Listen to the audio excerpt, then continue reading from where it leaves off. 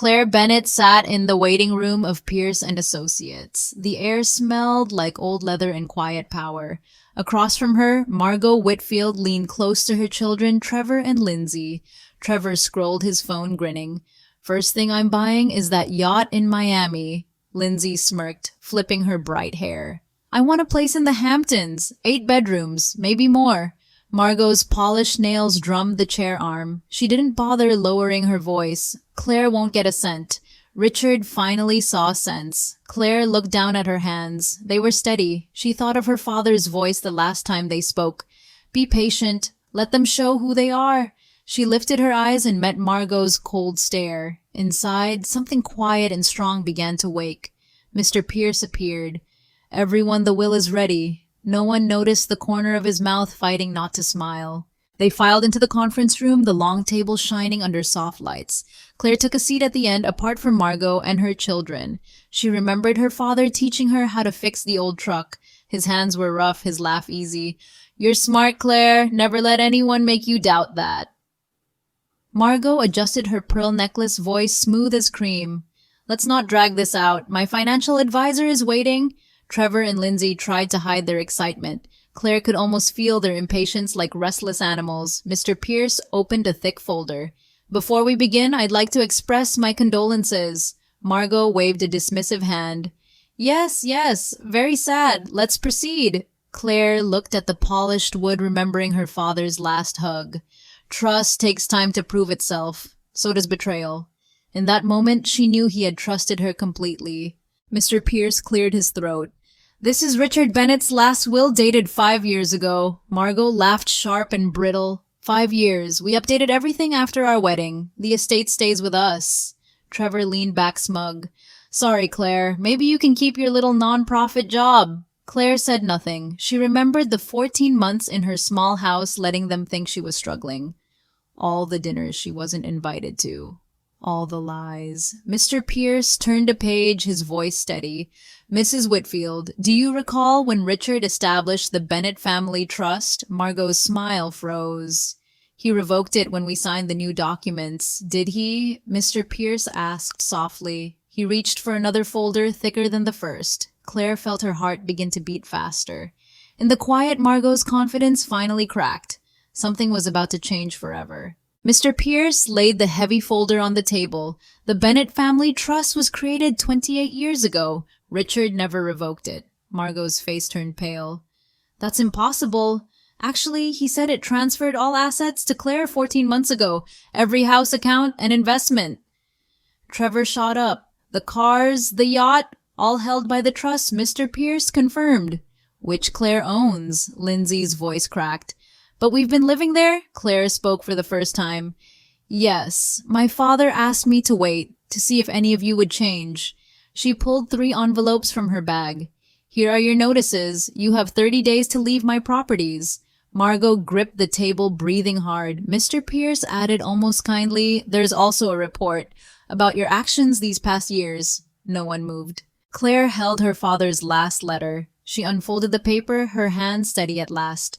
"My dearest Claire," it began, "if you're reading this, our plan worked. I'm sorry for the silence, but I needed you protected. You were always the strong one." She paused, feeling tears rise. "Thank you for trusting me, for believing in your worth when others tried to deny it. Take care of the life I left you, and never doubt how proud I was." Margot sat in stunned silence. Lindsay wept into her hands. Trevor stared at the floor. Claire stood. "This is over." As she left, Margot whispered, "Doesn't being his wife count for something?" Claire turned back, voice calm. "It counts exactly as much as you gave nothing." She walked out into the morning light free. If you've ever been underestimated and rose above, share this story. You're not alone. Claire stepped into the parking lot. The sun felt warm on her face. For a moment, she closed her eyes and breathed.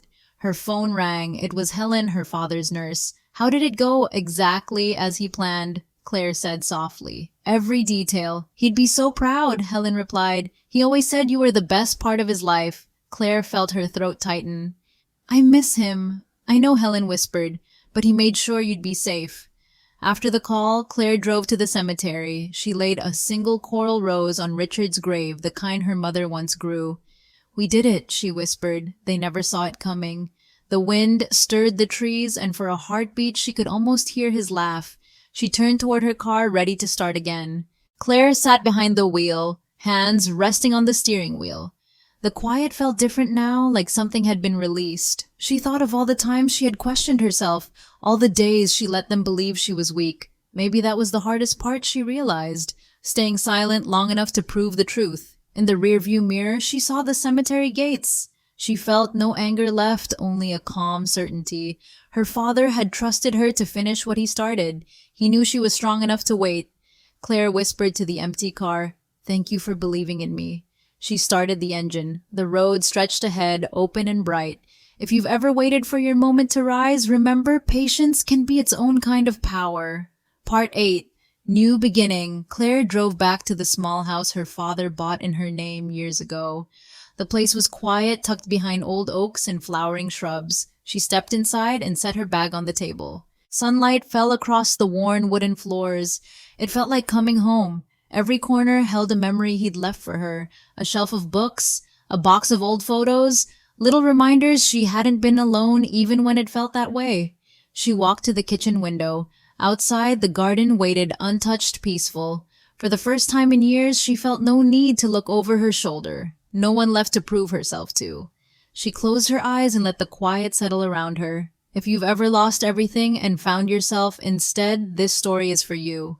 Claire carried a cup of coffee to the back porch. She sat down and watched the morning unfold. Birds moved through the trees, their calls soft and bright. The garden smelled of fresh earth and new beginnings. She thought of Margot Trevor and Lindsay, how certain they had been, how loudly they had claimed what was never theirs. A part of her felt sorry for them, but mostly she felt relief. Her father's words stayed with her. "You're smart, Claire. Never confuse clever with good." She took a slow sip of coffee. The fear that had lived in her chest so long was gone. Sometimes the greatest inheritance isn't money. It's the freedom to decide who you are. She exhaled, steady and unafraid. Claire stood and walked into the little study. She opened the drawer her father mentioned. Inside, nestled in a small velvet box, lay her mother's engagement ring. She slipped it onto her finger. It fit perfectly warm against her skin. Tears gathered in her eyes, but she let them come. They were not tears of loss anymore. They were something closer to gratitude. She looked around the quiet house. For the first time, it truly felt like hers. He always believed I could do this, she thought, and he was right. She pressed her palm over her heart, a promise to carry his love forward. If you've ever been underestimated, if you've ever waited for the day you'd stand in your own strength, share this story. Someone out there needs to know it's possible. That evening, Claire lit a single candle in the window. Her father used to say it was a sign someone here remembers you. She sat in the quiet glow and traced the edges of the trust documents. So much paper to prove something she'd known in her bones. Love is stronger than greed. She thought of all the nights she doubted herself, all the times Margot's voice had made her feel small. And she thought of Richard's hand on her shoulder, steady and sure. "You were always enough," he had told her. "More than enough."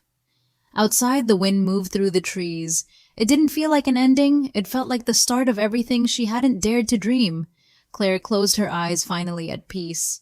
The next morning, Claire woke before dawn. The house was silent, except for the hum of the old heater. She wrapped herself in her father's worn cardigan and stepped outside. The grass was cool under her feet. Breathing in the crisp air, she felt the last pieces of doubt drift away. This was her life now. Not borrowed, not hidden, fully hers. She watched the sky shift from gray to soft gold. For the first time in years, she felt no urgency to prove anything to anyone. The past had closed its door. Ahead was whatever she chose to build. If you've ever waited for the day you could begin again, let this be your sign. It's never too late. Later that day, Claire drove to the nursing home where Helen worked. She carried a small bouquet of coral roses, the same her mother loved. Helen met her at the door, smiling gently. "I was hoping I'd see you." "They were his favorite," Claire said, offering the flowers. "I thought maybe you'd like them." Helen took them, her eyes bright with tears. "He talked about you every day. He was so proud." Claire looked down, swallowing the ache in her throat. "I'm just glad he knew I believed in him, even when I stayed quiet." You were never quiet in the ways that mattered, Helen whispered. Standing there, Claire felt a soft certainty settle in her chest. Sometimes love isn't loud. Sometimes it's steady and patient until the end. On the drive home, Claire took the long way through the old part of town. She passed the diner where her father used to take her for pie after school. The neon sign still flickered in the window. She almost stopped, but decided to keep going. Some memories were enough just to see. At a red light, she caught her reflection in the rearview mirror. The ring on her finger glimmered softly. For so long, she'd wondered if she was strong enough to face them all.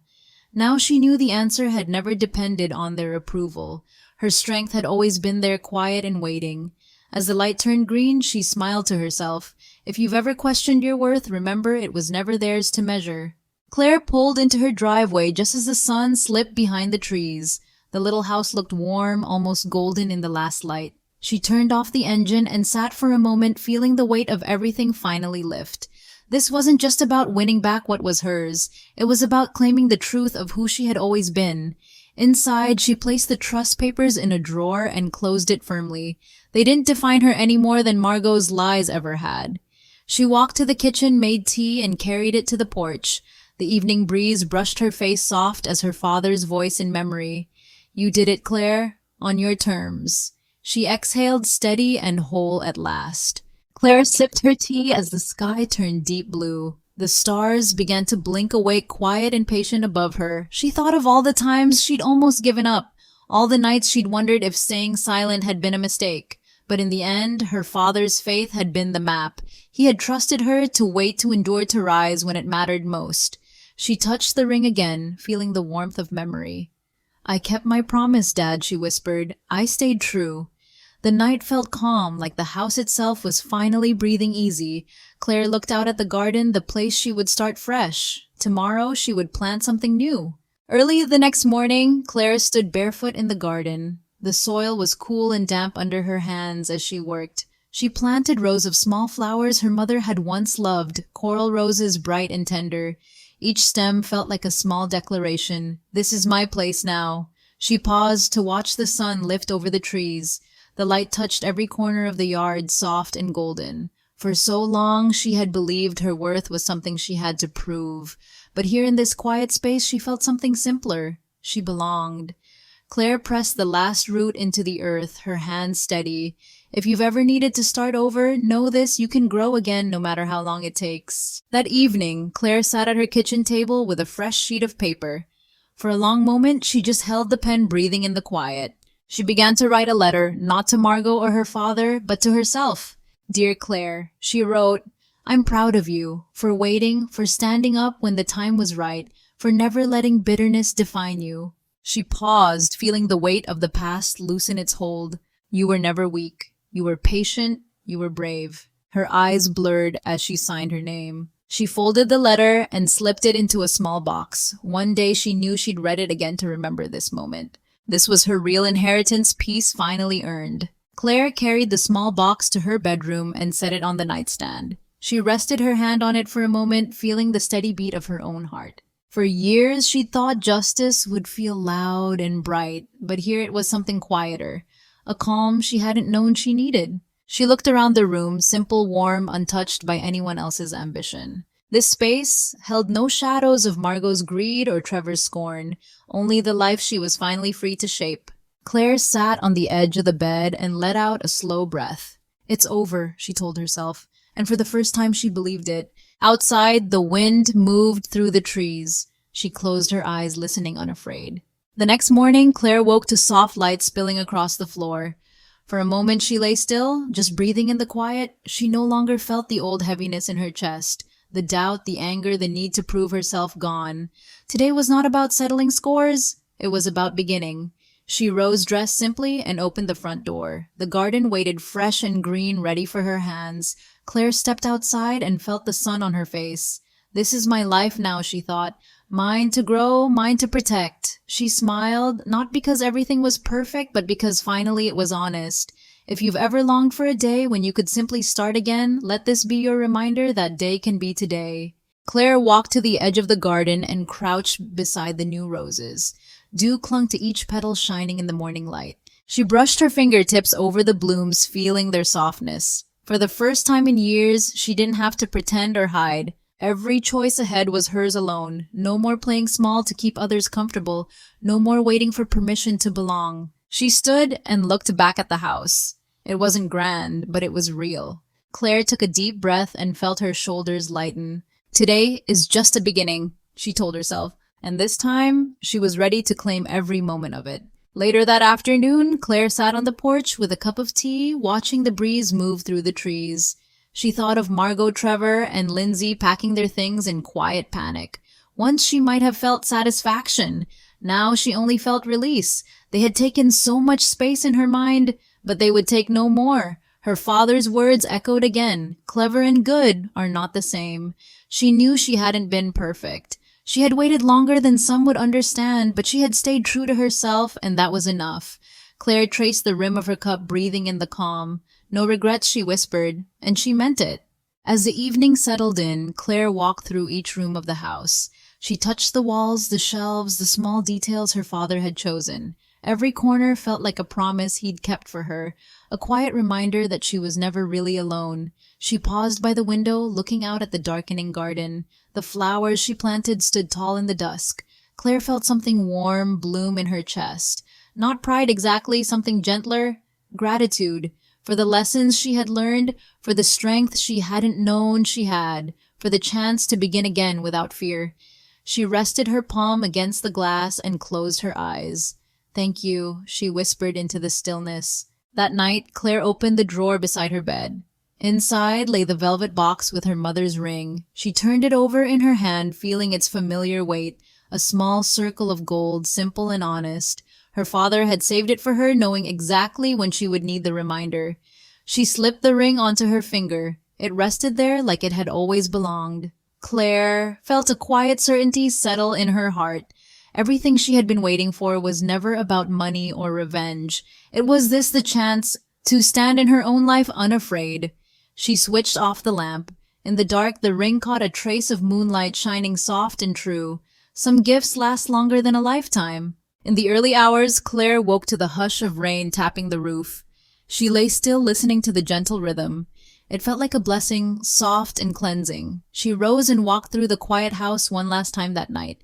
Each room carried echoes, but none of them felt heavy anymore. At the front door, she paused. For years, she had walked through thresholds carrying fear and doubt. Now she felt only peace.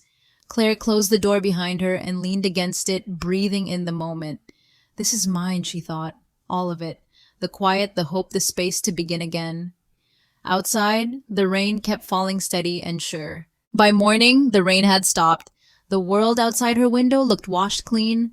Claire brewed coffee and carried the warm cup out to the porch. The air smelled of wet grass and new beginnings. She sat on the step and watched the first light spill across the garden. Each flower held tiny droplets like clear jewels. For so long she'd measured her life by what others thought she deserved. Now she saw how small that measure had been. She wrapped her hands around the cup, feeling the quiet strength that had always been hers. This is where I start, she thought, without apology. The sun rose higher and Claire closed her eyes, ready for whatever came next. Claire spent the morning tending the garden. She pulled weeds and loosened the soil around the roses. The work felt grounding her breath, steady and calm. She remembered all the years she'd been told she was too soft, too quiet to hold her own. But here with her hands in the earth, she saw that quiet was not weakness. It was patience. It was trust in her own timing. She wiped her palms on her jeans and looked up at the sky, pale and clear. I was never less, she thought. I was simply waiting for the right moment to become more. A soft breeze moved through the trees like an answer. Part 28. A place of her own. When the sun climbed higher, Claire went back inside. She set her gloves by the door and glanced around the small living room. Every piece of it felt honest. No pretense, no borrowed status, just hers. She traced her hand along the old bookshelf, stopping at a photograph of her parents. Their smiles looked real, unguarded. Claire felt something ease in her chest. The fight was over. What remained was hers to keep. She sat in her favorite chair, the one she'd picked without asking anyone's opinion. This is enough, she told herself. More than enough. For the first time in years, she believed it completely. That evening, Claire didn't turn on the television or check her phone. She let the house stay quiet. She made a simple dinner and ate by the window, watching the sky turn soft with dusk. There was no urge to fill the silence. No need to prove she was happy or successful, just the steady truth of her own company. She set her plate in the sink and stood there a moment, feeling the calm sink deeper. Peace isn't something you find, she thought. It's something you finally allow. Outside, the first stars appeared small and steady in the darkening sky. Before bed, Claire walked to the garden one more time. The night air was cool against her skin. She touched the petals of a rose still damp from the morning rain. Its scent was clean and faintly sweet. For years, she'd imagined this moment would feel triumphant. But standing there, she only felt something simple and quiet release. She closed her eyes and let the memory of her father's voice return steady and kind. You were always stronger than you believed. Claire opened her eyes to the dark, her heart steady. This is where the story ends, she thought, and where my life begins. The next morning, Claire woke before sunrise. She lay in bed listening to the soft hush that filled the house.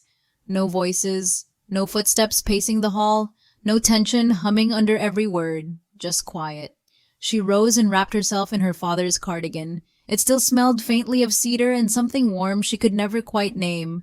In the kitchen, she brewed coffee and watched the pale light gather across the floorboards. It struck her then this was her first morning that belonged only to her. No expectations to meet, no shadows to outrun. She carried her cup to the porch, feeling her breath settle. Freedom isn't loud, she thought. It feels like this. She closed her eyes as the sun slipped over the horizon, ready to claim the day on her own terms. Claire spent the morning doing small tasks she'd always put off. She folded clean laundry and placed it neatly in the drawers. She wiped down the kitchen counters, feeling the smooth wood under her palm. Every action felt deliberate, like she was anchoring herself to this place. When she finished, she stood by the window and looked out at the roses she had planted. Their petals caught the early sun, bright against the dark soil. For years, she had thought peace would come in some grand moment of victory. But standing there, she understood it was built in simple choices. Taking care of what mattered, letting go of what didn't. She rested her hand on the glass, breathing in the quiet.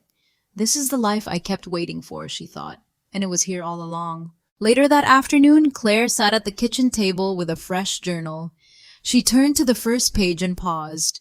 For so long, she had written for other people to prove her worth or explain herself. This time, she wrote only for her own heart. Today I woke up and felt free, she began. Not because I won anything, but because I stopped needing permission to be here. She let the pen move slowly, each word grounding her deeper in the present. When she finished, she closed the journal and traced her name on the cover. It felt like a small promise to keep honoring her own story. Outside, the wind shifted through the garden. Claire looked up her chest light. I'm still here, she thought, and that is enough. Just before dusk, there was a soft knock at the door. Claire opened it to find Helen standing on the porch holding a small box wrapped in brown paper. I thought you might want this, Helen said gently. Your father left it with me in case you ever needed a reminder. Claire took the box, feeling its weight. Thank you, she whispered. After Helen left, she carried it to the table and unwrapped the paper. Inside lay an old photograph of her parents on their wedding day, smiling without reservation. Beneath it, a note in her father's handwriting. You were loved from the start. Never doubt it. Her throat tightened, but the ache felt clean, no longer tangled with regret.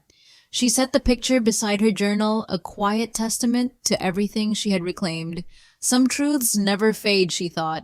That evening, Claire placed the photograph on the mantel where she could see it from her chair. The faces looking back at her felt like a gentle blessing, a reminder that even in the hardest seasons, love had been real. She sat down with a cup of tea, letting the quiet fill her. No voices demanded her attention. No judgments hovered in the corners. Just her, the soft tick of the clock, and the memory of her father's faith. For the first time, she felt the house settle around her like it had been waiting for her all along. She looked around the room and let herself breathe it in. This isn't just where I live, she thought. This is my home. In the morning, Claire walked out to the garden with her coffee. Dew glistened on every leaf, tiny mirrors catching the light. She crouched beside the roses and touched one of the blooms, careful not to disturb the fragile petals. Once she had believed she needed to fight to keep anything good. Now she saw that some things simply stayed because they belonged. A quiet smile tugged at her mouth. This small patch of earth, these simple mornings, they were victories no one could take. She stood and felt the cool breeze against her face. I don't owe anyone an explanation, she thought. She turned back toward the house, her steps sure. This was her life, honest and unclaimed by anyone else's expectations. Later that day, Claire's phone rang. For a moment, she almost didn't answer, but the number was familiar. Claire Helen's voice came softly. I just wanted to check on you. I'm good, Claire said, surprised to realize it was true. Really good. I'm glad. He worried about you so much, you know. Claire looked out at the garden, her hand resting over her heart. I know, but he doesn't have to anymore. Helen was quiet a moment. You sound different. I feel different. They spoke a little longer, voices gentle in the afternoon stillness. When she hung up, Claire set the phone aside and closed her eyes. This is what peace feels like, she thought. Soft, steady, real. As the sun began to set, Claire stepped out onto the porch. The sky was streaked with soft gold and fading blue. She sat on the top step, feeling the wood warm under her palms. The house behind her was quiet, filled only with her own presence. No more pretending, no more waiting for someone to grant her permission to belong. She watched the garden settle into dusk, each flower folding itself inward for the night. In that stillness, she felt something inside her settle too. I'm not who they said I was, she thought. I'm who I've chosen to be.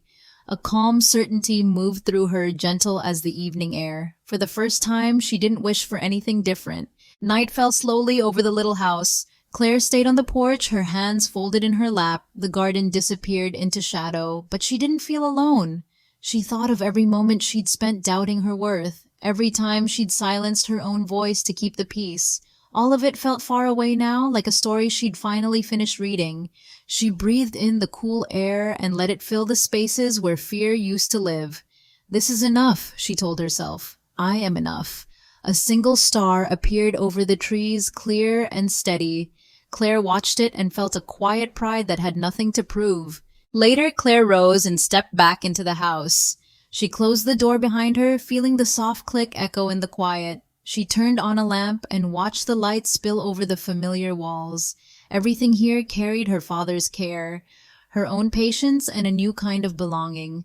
She walked to the mantel and touched the photograph one last time that night. Thank you, she thought, for teaching me to wait, for trusting me to finish this.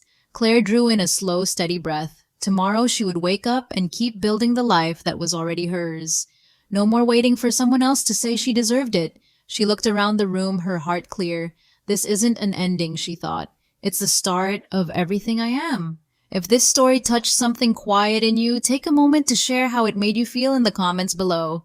And if you'd like to keep exploring stories of strength healing and fresh beginnings, subscribe to the channel. There's so much more waiting to be discovered together.